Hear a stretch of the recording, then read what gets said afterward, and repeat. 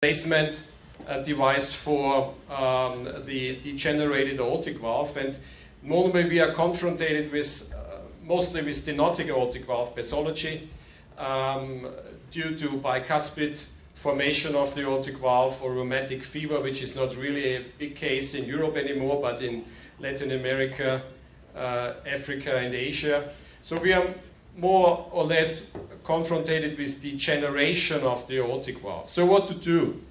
We just replace them by prosthesis, and we have today a big device choice, and like mechanical valves, biological valves, and stented, stentless, and also now sutureless, and as you know, TAVI procedures, TAVI prosthesis for interventional catheter-based aortic valve implantation.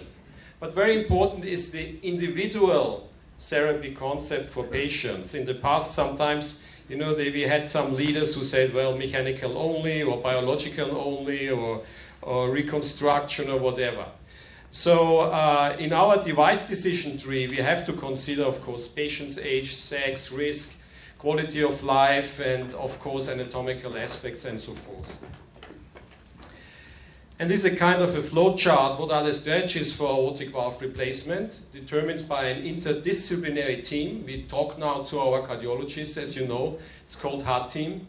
And if you have a severe aortic valve stenosis, you have two kinds of choice. If there is a contraindication to surgery or high-risk patients, then you go to TAVI procedures, that mean catheter-based implantations, mostly transfemoral.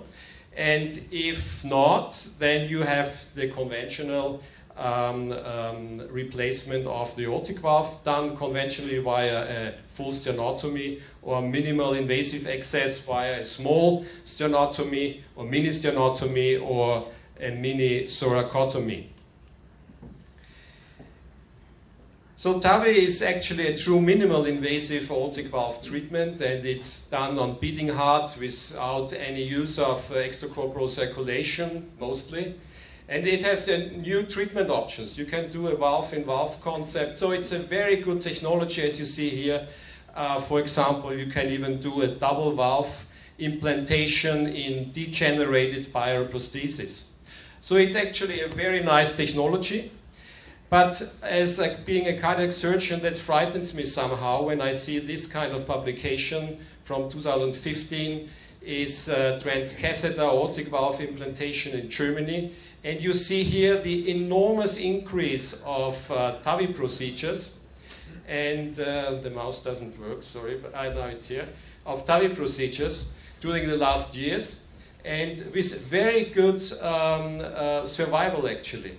The green line is combined procedures, conventional aortic valve replacement with CABG, for example, and this is the survival curve for aortic valve replacement, isolated aortic valve replacement. So the technology becomes better and better for TAVI prosthesis. But however, we are still implanting also prosthesis. And now to the sutureless valves, there's a growing interest, and this is a fast deployment technology and a growing number of publications. And you will ask now, sutureless valves when? And there is a consensus paper done just recently which says what is the patient's indications is an alternative to stented valves in patients requiring aortic valve replacement, and also for delicate aortic valve conditions, redo cases, calcified roots, porcelain aorta. And it's a first choice for concomitant procedures, for example, for CABG in combination or in small aortic annulus. You know, normally we do a full sternotomy. This is the standard still in cardiac surgery, also for aortic valve replacement. But you can also do a mini sternotomy into the third or fourth intercostal space, J sternotomy to the right or to the left, or even to transverse. And you can do also a right anterior mini thoracotomy, that's called also RAT, not a very nice word, but however, to the second or in the second or in the third intercostal space. So some years ago, we just tried to compare minimal invasive access via mini sternotomy and compared conventional valves. And with minimal invasive access and full sternotomy. And what we found out is actually we got same results with comparable risk profile. We had in the minimal invasive group less blood units, less drainage loss. And so there of course are pros and cons for minimal invasive aortic valve replacement. Pros, of course, reduced surgical trauma, maybe less pain, better cosmesis. But the cons are very important. It's technically, in the beginning, more complex with a higher learning curve, and you have a higher cross-clamp time and also a higher extracorporeal circulation time. And you can ask now, is it important to reduce cross-clamp time and cardiopulmonary bypass time? But it's clear there are some publications out telling us that aortic cross-clamp time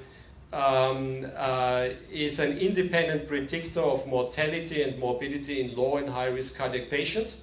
And cross-clamp time was an independent predictor of severe cardiovascular morbidity with an increased risk of 1.4 per 1 minute increase. So in the end, it means longer cross-clamp time, longer bypass time, higher morbidity and mortality.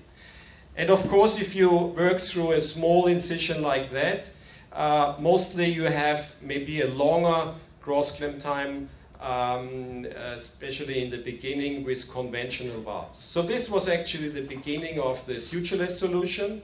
The concept is actually to simplify the surgical technique, reducing the implantation time, and it facilitates minimal invasive procedures, and providing, of course, a curative solution, removing the native diseased aortic valve in contrast to TAVI procedures, and also it should improve clinical outcome. So these are the two kind of sutureless valves. The one, the Percival, is the sutureless one, and the other one is the so-called rapid deployment valve, the intuitive valve from Edwards. Both are made from bovine pericardium. Percival is done, the sutureless one is made of a stand, of a nitinol stand, and the Edwards Intuiti has a stainless steel skirt here, and with a stand underneath of a normal pericardial valve. And on the other hand, for the Percival, you don't need any sutures. For the Intuiti, you need 3 sutures in the annulus. And the deployment is, the Percival is fully collapsible, and the Intuiti valve is actually not collapsible. It's actually a Magna Ease valve. And you can see here is the skirt, the subannular skirt, or the stand, which holds then the prosthesis in position. And here's the nitinol stand in the aortic root, which holds the Percival in place. So is it now just evidence of superiority or nice to have? Well, actually it shows all the advantages of conventional valves, and it facilitates and standardizes minimal invasive procedures. It is very important. And so if we go back to the consensus paper, then actually the sutureless valve is an alternative to standard valves in patients requiring biological aortic valve replacement. And sorry, this is now the wrong one.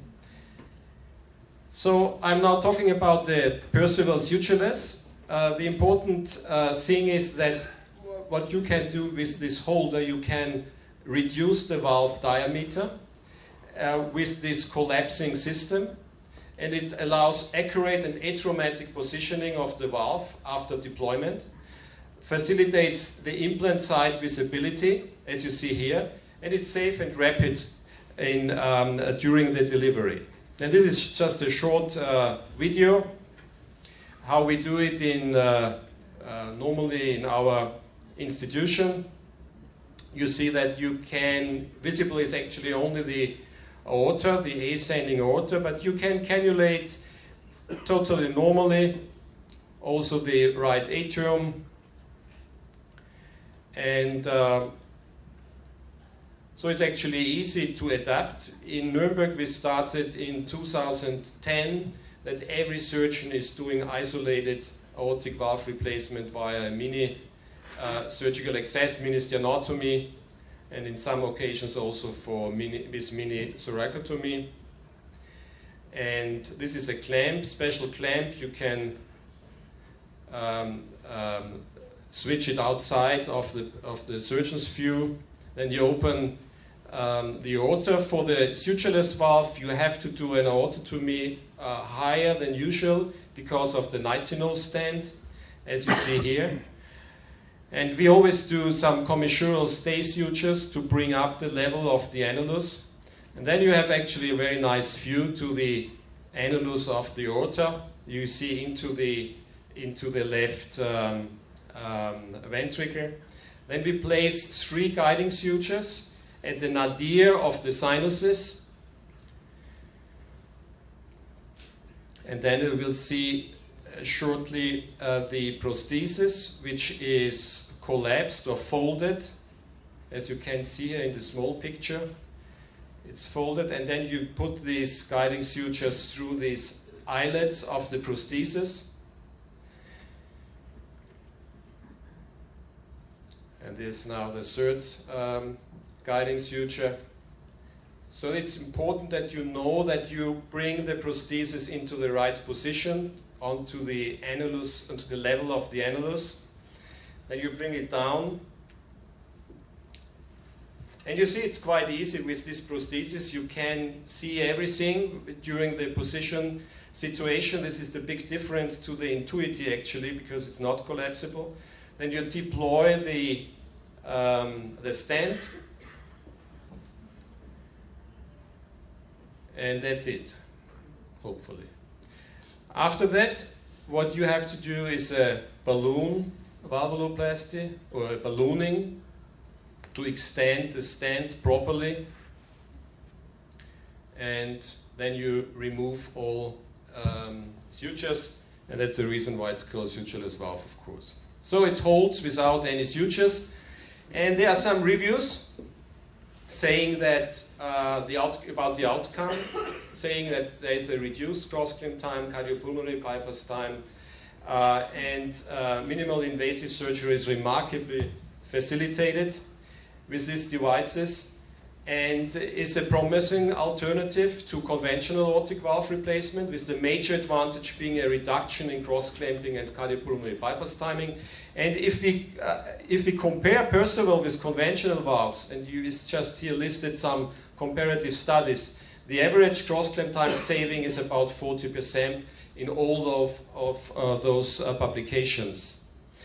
Also with the rapid deployment valve, this is a publication from Borger from 2016, saying in conclusion actually the same thing. Also with the Intuiti valve, you can significantly reduce cross-clamp time.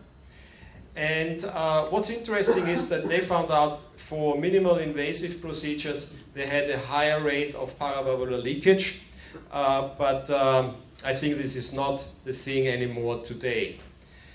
So what our group did, we compared Perceval versus stented valves, and in a propensity matched score analysis, and we found out shorter ICU stay, less ventilation time, less blood transfusion.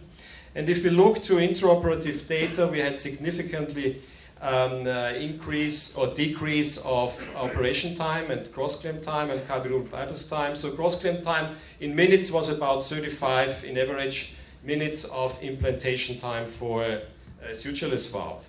So it's quite good because it's an average. And also for mini thoracotomy, it's a very nice prosthesis, of course, because there it's even more important to have an easy implantation. And I think it's very easy to consider that it's difficult to implant here a conventional valve with, let's say, about 12 to 15 sutures. Of course, you can do it as well, but it's much easier to do it with this kind of sutureless prosthesis. And it's also important, advanced age per se should not be an exclusion criterion for minimally invasive aortic valve replacement. And this is again now a right anterior mini thoracotomy, just to show you. Now it's getting even smaller, the incision, and of course everybody can imagine that it's easy or it's much easier to implant here this kind of sutureless valve. And you see, we cannulate the aorta in the same way. In this case, we cannulated percutaneously the femoral vein, and this is possible, but very often now we also cannulate directly the cava superior and bring down the prosthesis to the right atrium. So actually it's the same thing what you have seen before. Now to the literature. Perceval versus TAVI procedures and stented valves. This is a cooperation of French and Italian groups. They did a propensity match study with more than 200 patients, and what they found out, Perceval showed lower rates than TAVIs, and surgical aortic valve, conventional surgical aortic valve replacement post-operatively at 30 days. And Perceval showed higher survival rates and freedom from MACE at 24 months post-operatively. So that was the reason why we also did a kind of comparison in our institution. That is a very early comparison with small groups, 37, sutureless and TAVI. And we found out the same thing, actually. We had a better survival in the sutureless group. And I think it's just because when we look to this here, we have a higher grade of paravalvular leakage in the TAVI group. And if we look to another group from Italy around Mattia Glauber, they also did a propensity matching study between Perceval via a red axis. And what they found out that the survival rate at 1 and 2 years was better for the Perceval group. So very interesting. We also looked later on to a bigger group of with Perceval sutureless valves in comparison to TAVI prosthesis, and we looked also to the costs of these two procedures. And it was interesting to see that actually the total cost of the procedure was between sutureless and TAVI actually the same when we excluded the device, but as soon as we included the device, of course, because of the high costs of the TAVI prosthesis, it was a significant increase of costs. And we published this in the American Journal of Cardiology, just to let know also our cardiologist friends that, of course, TAVI is a very cost-intensive procedure. And also in this bigger group, we found out that sutureless valves has a better outcome than TAVI prosthesis. But when we look to sutureless versus TAVI, and TAVI without paravalvular leakage, then we had actually the same survival rate. So paravalvular leakage is still a problem, but of course the device is becoming better. It's also interesting publication from the Japanese College of Cardiology saying actually the same thing compared with TAVI, sutureless aortic valve replacement may be associated with a reduction in early mortality and post-operative paravalvular aortic regurgitation. And of course these have been all matched groups with the same risk score. And what's also interesting with these sutureless valves, if this is my fault in a redo case, I implanted it too high, as you can see. And if you pull, you can't get out this valve. You know, this is interesting. So we created this special X or X movement. So then you can easily get it out of position. You can wash it and fold it again and use it again. Of course, this is not recommended by the company, but much cheaper procedure, of course. Yes, so sutureless, the biological valve of choice for aortic valve replacement. Are we still going to implant traditional tissue valves in the future? And that's the reason why we tried to compare sutureless valves and with conventional valves in a so-called PERSIST AVR study. It's the first large randomized trial in valve surgery in the last 30 years. So you see, as surgeons, we do have to do more big randomized trials, and then we will find out if actually we get same results with the sutureless valves, also in the long term in comparison with conventional valves. And the strategy today in Nuremberg is the objective is right therapy for the right patient. It's a team approach, and minimal invasive approach is the first choice for isolated aortic valve replacement. And of course, we discuss this in the heart team, and which is the best technique or technology or therapy for our patients. So defining the role of sutureless prostheses, they are safe, fast and easy, requiring a short learning curve only, shows excellent outcome and patient satisfaction. And also in this editorial commentary from the Italian group about, from Mattia Glauber, he's saying promising alternative to the standard biological valve, and in future it might be the new gold standard for aortic valve replacement, especially in minimal invasive settings. And I would like to conclude now.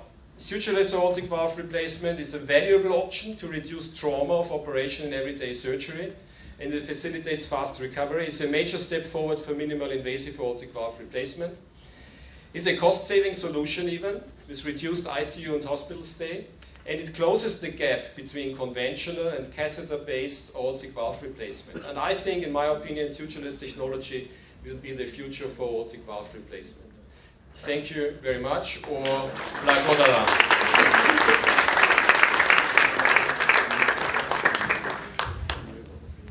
Okay, it was a great talk. Thank you very much for enlightening us with promising technology. Any questions from the floor?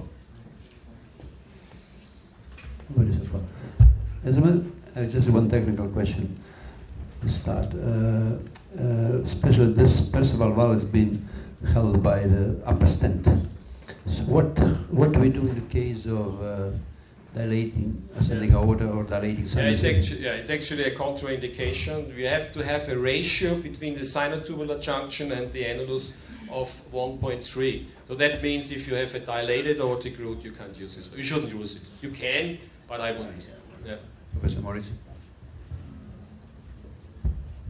Did you find a difference in the rate of parallel leaks between the tuity and the perceval?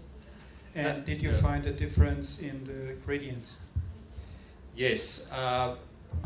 We did not find in our groups, I mean, we have a smaller group of intuitives. We have been lucky we didn't have any parallel leakage up to now. We had some leakage because we have implanted, I think now, almost 500 valves, perceval valves, and we had some small cases of parallel leakage, but without any clinical problem. But to the gradients, this is a very important point, of course, because if you oversize especially the sutureless valve, then you can create higher gradients. And actually, both of those valves have actually excellent hemodynamic performance, or show excellent hemodynamic performances. I wouldn't say that one or the other is better, you know. It's actually the same. They both have good gradients, but we also have some cases where we maybe have oversized the valve, or one of us, our colleagues, has oversized the valve, and then we had higher gradients, mean gradients of, let's say, 14, 15. So we have to be very careful in the sizing, and it's a very important point. Teddy, I want to ask you one question more about, we know that the results of this kind of operations are complex for many reasons. One of the reasons is heart protection. What kind of cardioplegia you used for these procedures? Because I saw in your results between cross-clamp time and the reperfusion time, there is a pretty long period, more than 30 minutes. Okay. Well, we always use blood cardioplegia, Calafiore. One shot? Or? Yeah, it depends on the surgeon. You know, normally you need only one shot, and that's enough. So if you have a problem, then you put another shot right into the ostia. But actually, very often, I mean, the implantation time is actually 7 to 10 minutes only. Of course, as you know, most consuming time is the decalcification of the aortic valve over the aortic annulus. So actually, I like very much, and in one of those publications, they have shown that actually you have cross-clamp times of about less than 30 minutes in, let's say, 1/3 of patients. This is very good. I have very often discussions with, let's say, very experienced surgeons. They tell me, I also can implant a conventional valve in 30 minutes. Of course you can do, but maybe that is 1 or 2 times per year, you know, if everything is going really good. But if you have a mean cross-clamp time of about 30 to 35 minutes, of course it's an advantage for the patients. And we have to deal with more and more older patients, you know, with higher comorbidities. So I think minimal invasive access combined with a short cross-clamp time is, of course, the big goal. I have one technical hint. With the intuitive valve, you don't mind dilatation valsalva, do you? No, that's right. Yeah. That's right. So there's a different niches. And I mean, Absolutely. both valves can cover all needs of the They patient. have pros and cons, of course, this is always the case, but especially what I don't like with the Intuitive is it's not collapsible. So if you have, let's say, old woman, you know, with calcified small aortic roots, then you really you just crash the aortic valve, you know, during bringing down this valve, because it's actually very bulgy, you know. In the case of dilatation of valsalva sinuses, then it's easy. Then it's easy. But then you don't need collapse anyway. Yeah, that's right. Oh, Suturless. We all agree that is a great valve. You can solve problems with small annulus, reduce the time of extracorporeal circulation, etc.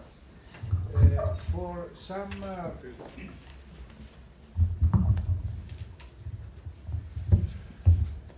I suppose ZAN has the same problem here like private units in Greece, in which the national budget insurance budget is low, and therefore we can't use the valve. You know more than us. Do you expect a decrease of the price of this valve soon? Yeah, it's already decreased the price. I mean, if we compare it with the beginning, it was extremely high, you know, because they thought they could make the same price as for the TAVI prosthesis. So that was, of course, nonsense. But we have a very good reimbursement actually in Germany now. So actually you don't lose money anymore. With the Intuitive valve, because it's a little bit more expensive than the Perceval valve, especially if you do combined procedures. That's the reason why we use it mostly for combined procedures in combination with CABG surgery. Then we get a very good reimbursement. And from this year on, don't ask me why, you get the best reimbursement if you take Intuitive and 2 venous grafts. I don't know why. So if you take arterial grafts, you get less reimbursement. I don't know whose idea was that, but this is sometimes funny, you know. Thank you very much. It was a great talk. Thank you.